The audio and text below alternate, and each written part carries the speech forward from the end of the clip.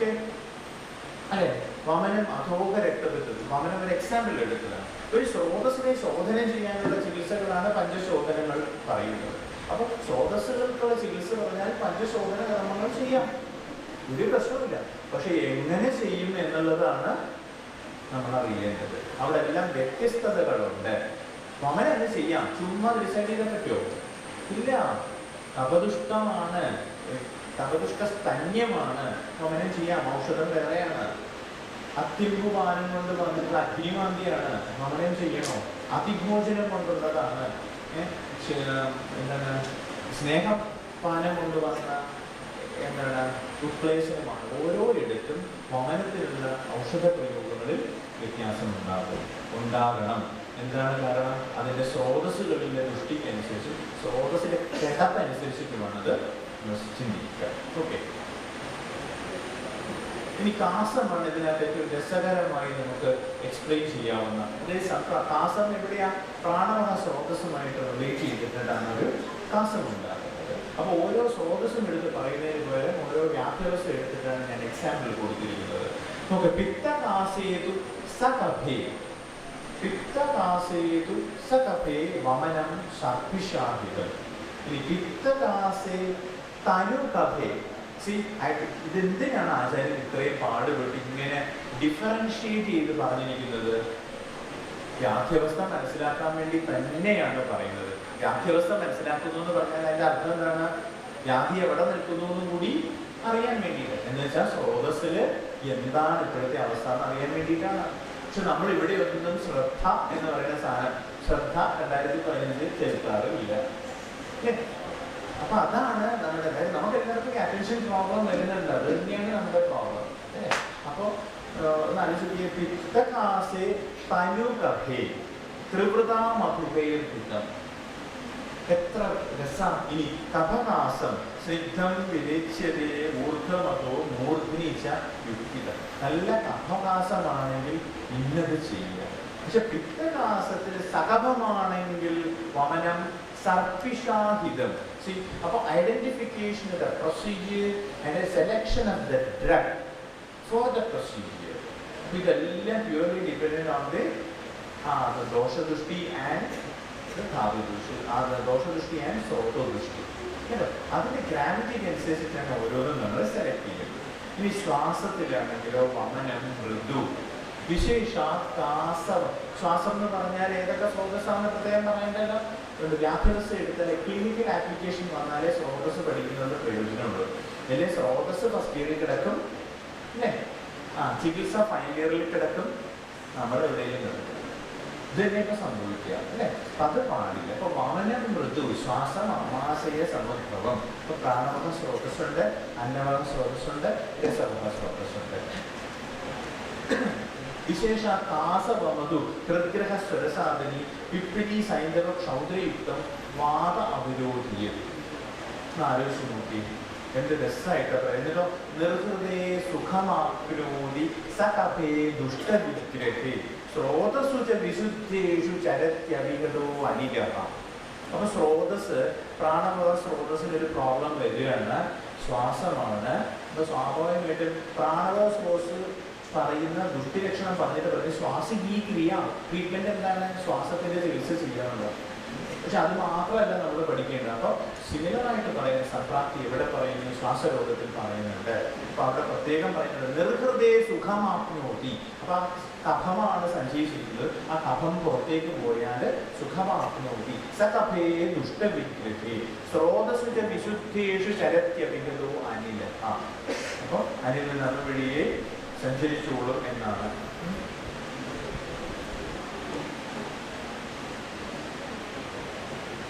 രണ്ടാമത് വരുന്ന സ്രോതസ്സിന് ഏറ്റവും നല്ല ശോധനം കൊടുക്കുക. എല്ലാ സ്രോതസ്സും പെരിഫറിയിലെ സ്രോതസ് ആണെങ്കിലും കോഷ്ടത്തിലൊരു വിവേചനം കൊടുത്താൽ അത് അപ്പോഴേ ശമിക്കും, അല്ലേ? അപ്പൊ നമുക്ക് ശാഖയിലൊരു വിവേചനം കൊടുക്കാൻ പറ്റുമോ? ഇല്ല. അപ്പൊ ഔഷധങ്ങളുടെ സ്രോതസ് ഇനി ഏത് പ്രകരണമായാലും അഷ്ടാംഗമായാലും എന്തു തന്നെയായാലും കോഷ്ടം വിട്ടിട്ടുള്ള എല്ലാ വ്യാധ്യവസ്ഥകൾക്കും എല്ലാ സ്രോതോ ദുഷ്ടിക്കും. പല കോഷ്ടം പറഞ്ഞു കഴിഞ്ഞാൽ അവിടെ രസം മാത്രമേ വരുന്നുള്ളൂ, അപ്പൊ ബാക്കിയെല്ലാം രക്താദേഹ ത്വച്ച എല്ലാം ബാക്കിയുള്ള ഓരോ വർഗത്തിലേക്കാണ് പോകും. അപ്പൊ കോഷ്ടാശ്രയിലേക്ക് അപ്പൊ കഫേ മന്ദേ ഈ വിരേചനത്തിന്റെ ഒരു ഇൻഡിക്കേഷൻ പറയുന്നത് എന്താണ്, കഫം മന്ദമായിട്ടിരിക്കുമ്പോൾ മാത്രമേ വിരേചനം ചെയ്യാൻ പാടുള്ളൂ. അതെങ്ങനെയാ തിരിച്ചറിയുക? സ്രോതസ് പരീക്ഷിക്കുന്നതിലൂടെ കഫത്തെ തിരിച്ചറിയുക, എന്നിട്ട് നമ്മൾ വിരേചനത്തിനെ ഉപയോഗിക്കുക. കഫം മന്ദമായിട്ടിരിക്കുന്നില്ല, വിരേചന ഔഷധം കൊടുത്താൽ എന്ത് സംഭവിക്കും? പവനം സംഭവിക്കുന്നതാണ്. നമുക്ക് കുറച്ച് സ്പീഡിൽ പോകാം, കാര്യം ഇതൊക്കെ അറിയാവുന്ന കാര്യങ്ങളാണ്. കേസ് നമ്പർ 1, ഒരു മെയിൽ ബേബിയാണ്, 11 വയസ്സിട്ട്. It presenting with involuntary movements.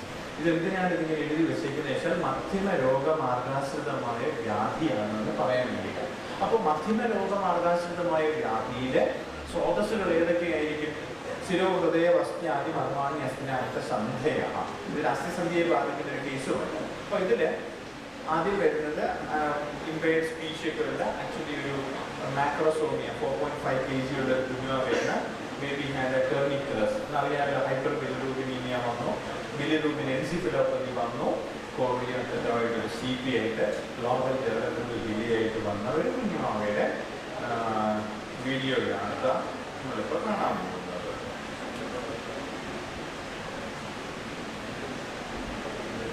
കണ്ടാൽ അറിയാം എന്തായാലും മധ്യമ രോഗമാർഗാശ്രിതമായ വ്യാധിയാണ്.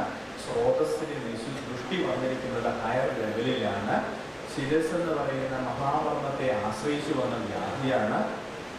നോക്കി ആകപ്പാടെ we just can get from the floor but really far down. Okay, dancing മൂവ്മെന്റ്സും കാര്യങ്ങളും എല്ലാം നമുക്ക് കാണാൻ പറ്റുന്നു. അപ്പൊ ഇവിടെ ചികിത്സ എന്തായിരിക്കണം? ഈ സ്രോതസ്സിൽ മധ്യമമായ രോഗമാർഗത്തിലേക്ക് വിദൂരതയിൽ നിൽക്കുന്ന ഒരു രോഗമാർഗത്തിലേക്ക് പോകണമെന്നുണ്ടെങ്കിൽ തീർച്ചയായിട്ടും സ്നേഹസ്വേദങ്ങൾ പോലെയുള്ള ചികിത്സ ശോധനയിലൂടെ അല്ലെ, വിദ്യഗതമായ ദോഷദൃഷ്ടിയിലൂടെ നിൽക്കും അല്ലെ. ക്ലേശയൻ യാതൊരാ സ്ഥിരം തുര്യാനേഷുത്രയ ദേഹാഗ്നി ബലവത്ക്രിയാം സമീകരിക്കാൻ പ്രയോഗേണ സുഖം വാ കോഷ്ടമാനേ ജ്ഞാത്വാ കോഷ്ടപ്രധാനാംശ യഥാസനം നിർവഹി അല്ലെ. ഇതിനപ്പുറം ചികിത്സ വരെ പറയേണ്ടതുണ്ടോ? അല്ലെ, സ്രോതസ്സിന് മാത്രമായിട്ട് ചികിത്സാ സിദ്ധാന്തമൊന്നുമില്ല. ചികിത്സാ സിദ്ധാന്തങ്ങളെല്ലാം പറഞ്ഞിരിക്കുന്ന ഒന്നിനെ എങ്ങനെ അപ്ലൈ ചെയ്യുന്നു എന്നുള്ളതാണ്. ഓക്കെ, അപ്പൊ ഇവിടെ നമ്മൾ ഈ ട്രീറ്റ്മെന്റ് എല്ലാം നമ്മൾ കൊടുത്തു തുടങ്ങുമ്പോൾ എന്താണ്, ഈ കൺസെപ്റ്റുകളെല്ലാം നമ്മൾ മനസ്സിൽ വെച്ചുകൊണ്ടായിരിക്കും ചികിത്സ നിർദ്ദേശിക്കുന്നത്. നോക്കുക, ഈ കുഞ്ഞാവയുടെ അറിയാമല്ലോ ഹയർ ലെവൽ ഇമ്പയർമെന്റ് വന്ന കുട്ടിയാണ്. ആ കുട്ടിക്ക് എണീക്കുന്ന ചെറിയ മൂവ്മെന്റ്സോട് കൂടി അവന് നടക്കാൻ പറ്റുന്നുണ്ട് എങ്കിൽ അതിന്റെ അർത്ഥം എന്താണ്? അവന്റെ മധ്യമ രോഗമാർഗത്തിൽ ഒരു ചലനം സൃഷ്ടിക്കാൻ ആ സ്രോതസ്സിലൂടെ ഔഷധങ്ങളെ നമുക്ക് അവിടെ എത്തിക്കാൻ കഴിഞ്ഞു എന്നുള്ളതാണ്. Okay, he responded well and it is now ഒരു 18-year-old ബോയ് ആണ്. ഒരു സ്പീച്ച് ഒന്നും അറ്റൻഡ് ചെയ്യാൻ പറ്റിയിട്ടില്ല, പക്ഷെ അവൻ അവന്റെ സ്വന്തം കാര്യം നോക്കുന്നു, ഒരു ശല്യമില്ല. അമ്മ എടുത്തുകൊണ്ട് വന്നിരുന്ന കുഞ്ഞാണ്. അമ്മയുടെ ഏതാണ് ഇത്രയും അമ്മ ഇല്ലാത്ത പൊക്കമുണ്ടെങ്കിൽ ഇത്രയും പൊക്കമുണ്ടായിരുന്ന കുഞ്ഞിന് ആ കുഞ്ഞുമാവെ എടുത്ത് അമ്മ കൊണ്ടുവരുന്ന സിറ്റുവേഷൻ ആലോചിക്കുക. കാര്യം മൂവ്മെന്റ് ഒക്കെ കാരണം വഴിയിലൂടെ പോയി കൊണ്ടുപോകാൻ പറ്റില്ല, അങ്ങനെയാണ്. അപ്പൊ മധ്യമ രോഗമാർഗത്തിൽ കൊണ്ട് തിര്യഗതമായ ദോഷദൃഷ്ടിയൊക്കെ ഉണ്ട്, കോംപ്ലിക്കേറ്റഡ് ആണ്. അതിന്റെ സഹജമായി തന്നെ ജന്മത്തോടു കൂടി തന്നെ ഉണ്ടായിരുന്ന ഒരു വ്യാധിയാണ്. ഒരുപാട് കോംപ്ലിക്കേഷൻസ് ഉള്ള ഒരു കുഞ്ഞുമാവയാണ്. അവിടെ പോലും മധ്യമ രോഗമാർഗത്തിലേക്ക് ഔഷധം എത്തിക്കാൻ എന്ത് ചെയ്തു? ശോധനം ചെയ്യുന്നുണ്ട് അല്ലെ. അപ്പൊ പെർമിറ്റഡ് ആയിട്ടുള്ള ശോധന ക്രിയയിലൂടെ നമ്മൾ അത്യാവശ്യം ചാനലുകൾ സ്രോതസ്സുകൾക്ക് ശുദ്ധി വരുത്തിയ ആദ്യം, എന്നിട്ട് പ്രമാണഗതമായ അവിടങ്ങളിലേക്ക് ഈ സ്രോതസ്സിലൂടെ നമ്മൾ ഔഷധങ്ങളെ എത്തിച്ചു കൊടുക്കും. അങ്ങനെ നമ്മൾ അവിടെ ഉണ്ടായ ധാതുക്ഷയജന്യമായ വ്യാധിയെ ഒരു പരിധിവരെ നിയന്ത്രിക്കാനും ന്യൂറോണൽ ഡെവലപ്മെന്റിനെ സഹായിക്കാനും പറ്റിയതുകൊണ്ടാണ് ആ കുഞ്ഞിന്നിപ്പോൾ എനിക്ക് നടക്കുന്നത് അല്ലേ. അപ്പൊ മധ്യമരോഗ മാർഗാശ്രിത വ്യാധികൾക്കും ചികിത്സാ സാധ്യത ഉണ്ട്. രണ്ടാമത്തെ കേസും ഇതേപോലെ ഒരു ഗ്ലോബൽ ഡെവലപ്മെന്റിൽ ഡിലേയുള്ള കുട്ടിയായിരുന്നു. അവനെ കട്ടിലേക്ക് തന്നെ എണീക്കാൻ കഴിയില്ലായിരുന്നു. മലപ്പുറത്തുനിന്ന് വന്നൊരു കുഞ്ഞുവയാണ്.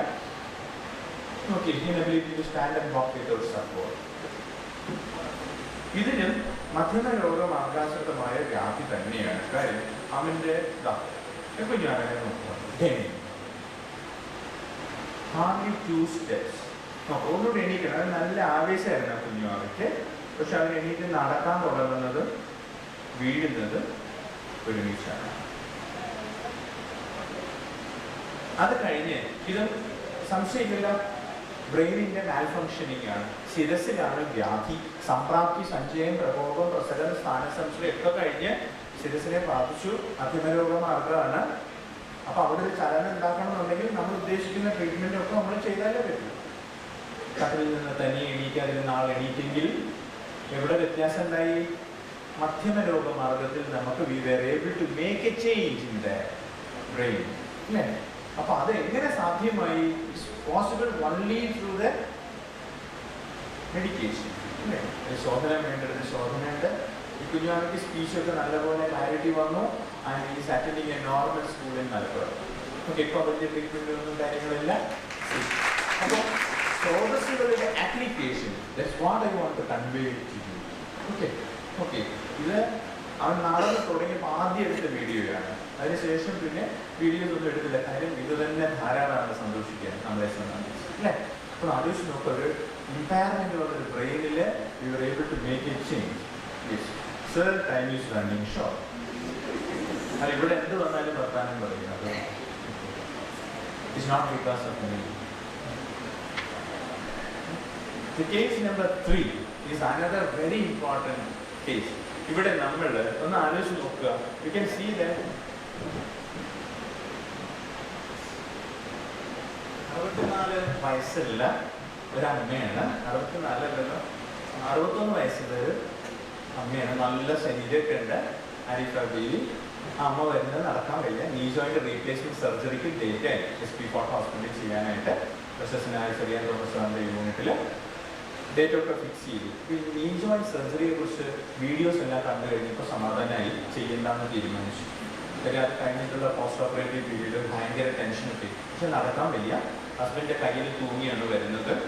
അപ്പം അങ്ങനെ വെറുതെ വന്നാൽ എൻ്റെ സുഹൃത്ത് എൻ്റെ വീട്ടിലേക്ക് വിട്ടതാണ്. അങ്ങനെ ഞങ്ങൾ കുറച്ച് ശമന ചികിത്സ. ഇത് എവിടെയാണ്? ശിരോ ഹൃദയ പസ്ത്യാദി മർമാണ്യ അസ്ഥിനാംച സന്ധയ. ഏതാണ്? മധ്യമരോഗ മാർഗമാണ്. ഇവിടെ ഒരു ശോധനവും ചെയ്തില്ല. Because she was not willing to undergo a treatment, inpatient treatment. എനിക്കൊട്ട് ചെയ്യാനും പറ്റത്തില്ല. കുട്ടി ഡോക്ടർ എങ്ങനെ വലിയ ചട്ടമുള്ള ഡോക്ടർ അല്ലേ തൊഴിൽ നോക്കുക എന്നൊരു പ്രശ്നമുണ്ട്. അതുകൊണ്ടൊന്നുമില്ല, ശമന ചികിത്സ മാത്രമേ ചെയ്തുള്ളൂ. ആ അമ്മയുടെ നേരത്തെ കണ്ട എക്സ്റേയും അവിടെ ഉണ്ടായിരുന്ന നാരോയും നോക്കുക. അവിടെ ബോണുകൾ തമ്മിൽ കൂട്ടി വിരിയുകയാണ്, അവർ തമ്മിൽ സല്ലാപം നടക്കുകയായിരുന്നു. ഇപ്പം നോക്കുക, there is a space in between. Fraction പോലും കൊടുത്തിട്ടില്ല കേട്ടോ. Internal medicines only. എക്സ്റ്റേണൽ ഇച്ചിരി അനന്തരം കഴിഞ്ഞ കുറച്ച് ദിവസം ഭർത്താവ് ധാര ചെയ്ത് കൊടുത്തു. ഇത്ര മാത്രമേ സംഭവിച്ചിട്ടുള്ളത്. നോക്കിയേ. So this is possible even with ശമന ചികിത്സ. മനസ്സിലില്ലേ? അപ്പൊ സ്രോതസ്സിന് ശുദ്ധി വരുത്തിക്കൊണ്ട് കൊടുക്കുന്ന ശമനൌഷധങ്ങൾക്ക് പോലും എന്തുണ്ടെന്നാണ് ആ അസ്ഥിസന്ധിയിലേക്കാണ് പോയിരിക്കുന്നത്. ഒന്ന് ആലോചിച്ച് നോക്കുക. കോഷ്ടത്തിലൂടെ വായു കൂടെ മരുന്ന് കൊടുത്തു, അത്രേ ഉണ്ടായുള്ളൂ. എൻ്റെ പ്രിസ്ക്രിപ്ഷൻ അതുകൊണ്ട് വിശ്വസിക്കാൻ വേണ്ടിയിട്ട് എൻ്റെ കൈപ്പടയിൽ എഴുതിയ കോപ്പി ടിക്കറ്റിൻ്റെ ഒരു കോപ്പി കൂടെ വെച്ചിട്ടുണ്ട്. ചുളിഞ്ഞു കൂടിയത് സ്കാൻ ചെയ്ത് ഇങ്ങനെ കിട്ടത്തുള്ളൂ. ആകെ ഇത്രയും റിവ്യൂ ഉണ്ടായിട്ടുള്ളൂ. ആ അമ്മയ്ക്ക് ഇന്ന് നീ ജോയിന്റ് റീപ്ലേസ്മെന്റ് സർജറി ചെയ്തിട്ടില്ല കേട്ടോ. അപ്പോൾ ഇത്രയും ചേഞ്ച് വരണം അസ്ഥിസന്ധിയിൽ. അപ്പൊ സ്രോതസ്സിലെ വിശുദ്ധമായ സ്രോതസ്സുകൾ ഉണ്ടാക്കുക. രസം മുതലുള്ള ധാതുക്കൾക്ക് ശുദ്ധി ഉണ്ടാക്കുക. അവരുടെ ആഹാരത്തിലൊരു നിയന്ത്രണം വെച്ചു. അത് രാവിലെ മുതൽ കിട്ടുകയും നോൺ വെജ് കഴിക്കുന്ന ഒരു അമ്മയാണ്. എന്നിട്ടാണ് ഇറച്ചിയൊക്കെ കഴിച്ചിട്ടാണ് ഈ മുട്ടിങ്ങനെ പോയത്. കാര്യം എന്താ? വെയിറ്റ് ആയിരുന്നു പ്രശ്നം. അപ്പൊ കൃത്യമായ നിർദ്ദേശങ്ങളിലൂടെ സ്രോതസ്സിലൂടെ നമ്മൾക്ക് കാര്യങ്ങൾ ചെയ്യാൻ പറ്റും. ഇത് ഇപ്പൊ കറന്റ് എൻ്റെ ട്രീറ്റ്മെന്റിൽ ഇരിക്കുന്ന ഒരു എഞ്ചിനീയറാണ്. അദ്ദേഹത്തിന് ഒരു ഫേഷ്യൽ പാൾസി ഉണ്ടായിരുന്നു. വന്ന സമയത്ത് ആണ് ഫസ്റ്റ് ഫോട്ടോ. രണ്ടാമത് വരുമ്പോൾ റൈറ്റ് ഐ ക്ലോസ് ചെയ്യാൻ പറ്റത്തേ ഇല്ലായിരുന്നു. ഇപ്പോൾ റൈറ്റ് ഐ ഒക്കെ ക്ലോസ് ചെയ്യാൻ പറ്റുന്നുണ്ട്. ഡീവിയേഷൻ ഒരുവിധം മെച്ചപ്പെട്ടിട്ടുണ്ട്. ഇതിൽ നോക്കുക, അടയുമ്പോൾ റൈറ്റ് സൈഡ് റൈറ്റ് ഐ അടയാൻ കുറച്ച് സമയം എടുക്കും. നേരത്തെ എങ്ങനെയാണെന്നറിയാവോ? ഞാൻ പഴയ വീഡിയോ ഞാൻ എടുത്തില്ലായിരുന്നു. അതുകൊണ്ട് അടയ്ക്കാനേ പറ്റില്ല. റൈറ്റ് ഐ തുറന്ന് തന്നെ ഇരിക്കും. ഇവിടെയും രോഗമാർഗം ഏതാ? മധ്യമ രോഗമാർഗത്തിലേക്കാണ് കാര്യം. ഇത് ദിസ് ഇസ് 4th എപ്പിസോഡ്. അദ്ദേഹത്തിനെ സംബന്ധിച്ച് ഈ ഫേഷ്യൽ പാൾസി വരുന്നത് 4ാമത്തെ പ്രാവശ്യമാണ്. അതുകൊണ്ട് റിക്കവറി കുറച്ച് സ്ലോ ആണ്, പക്ഷെ ഈസ് ഇംപ്രൂവിങ്. ഓക്കെ ഓക്കെ, നല്ല ആൾമോസ്റ്റ് ഒരു 90% അദ്ദേഹത്തിന് ക്ലോസ് ചെയ്യാൻ പറ്റുന്നുണ്ട്. അപ്പൊ ഇതെങ്ങനെയാ പോസിബിൾ ആവുന്നത്?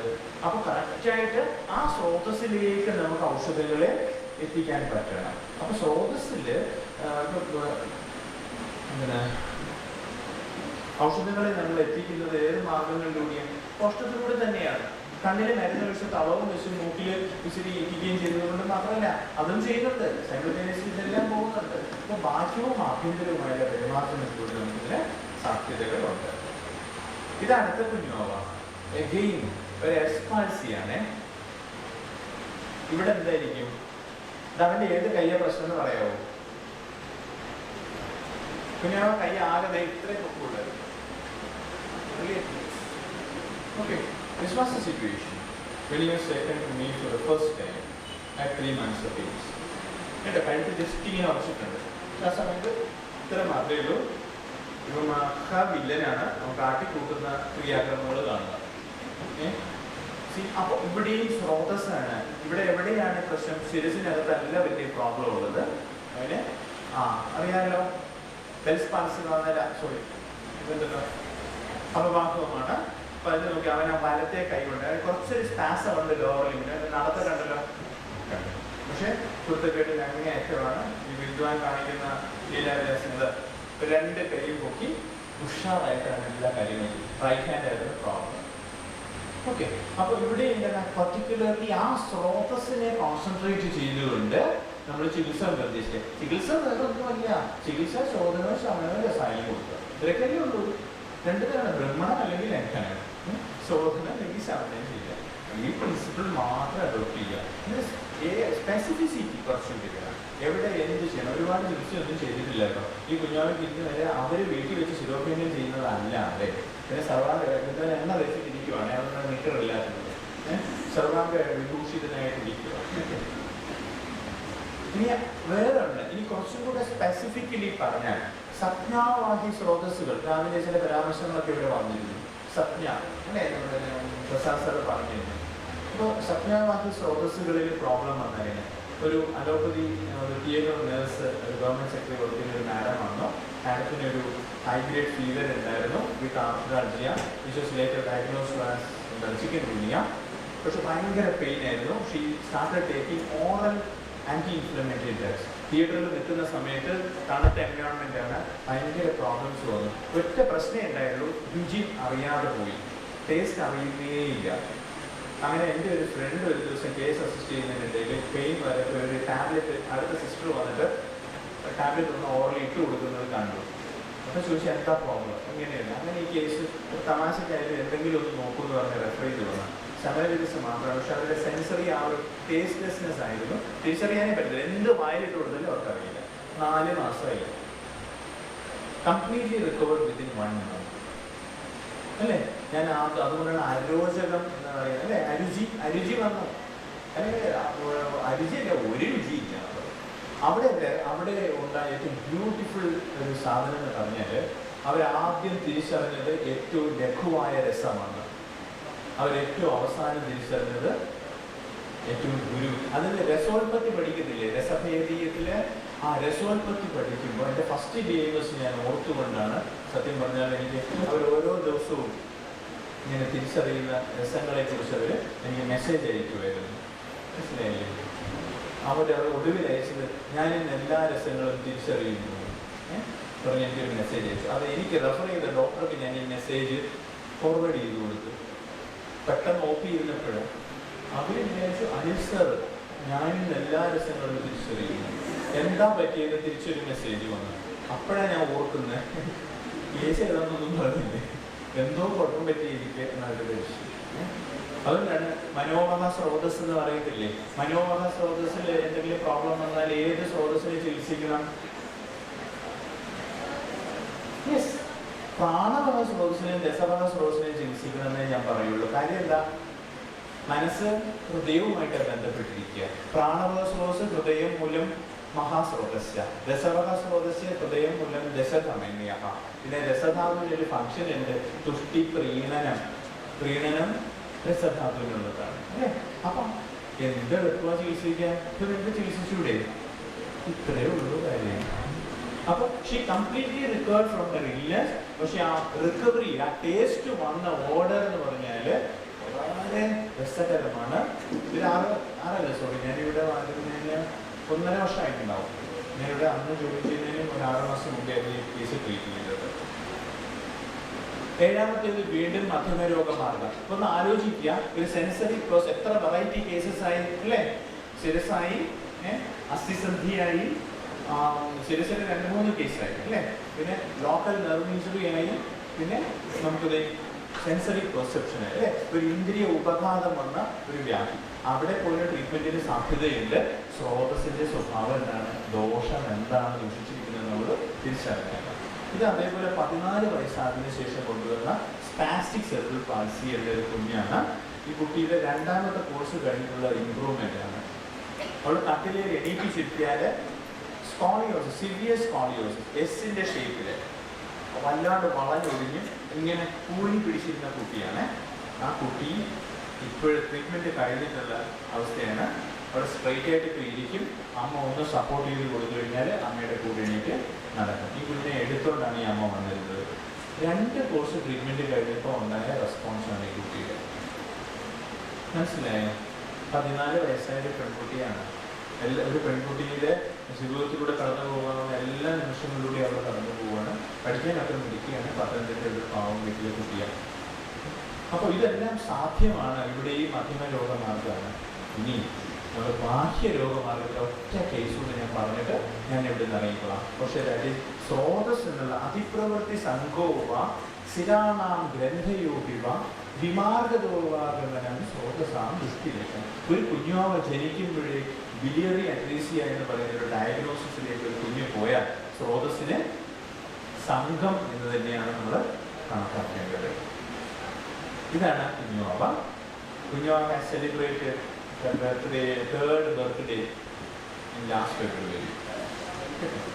നിരഞ്ജന എന്നാണ് ഈ കുഞ്ഞുവാവയുടെ പേര്. 17/2/2012 ജനിച്ചത്. ഈ കുഞ്ഞുവാവ എനിക്ക് കിട്ടുന്നത് 64 ദിവസം പ്രായമുള്ളപ്പോൾ. ജനിച്ചപ്പോൾ 2.3 ഉണ്ടായിരുന്ന കുഞ്ഞുവാവ 64th ഡേയിൽ വെറും 1.9 kg ഉള്ള സമയത്ത് നമ്മൾ അവിടെ കൊണ്ടുവരിക. അവിടെ സൂക്ഷിച്ചിട്ട് സിറ്റി ഹോസ്പിറ്റലിൽ കണ്ടില്ലേ സിറ്റുവേഷൻ. കുഞ്ഞുവാവ എൻ്റെ അടുത്ത് കൊണ്ടുവരുമ്പോൾ ഉള്ളത് ജോണ്ടിസ് ഉണ്ട്, ഡിസ്റ്റൻറ്റ് എബ്ഡോമൻ ഉണ്ട്, പെയിൽ യെല്ലോ കളർ സ്റ്റൂൾസ് ഉണ്ട്. ആക്ച്വലി വിക്ടോറിയ ഹോസ്പിറ്റലിൽ കൊല്ലത്താണ് ജനിച്ചത്. അവിടെ പീഡിയാട്രീഷ്യൻ ഒരു ഡൗട്ട് തോന്നിയിട്ട് case was refer to SIT ഹോസ്പിറ്റലിൽ.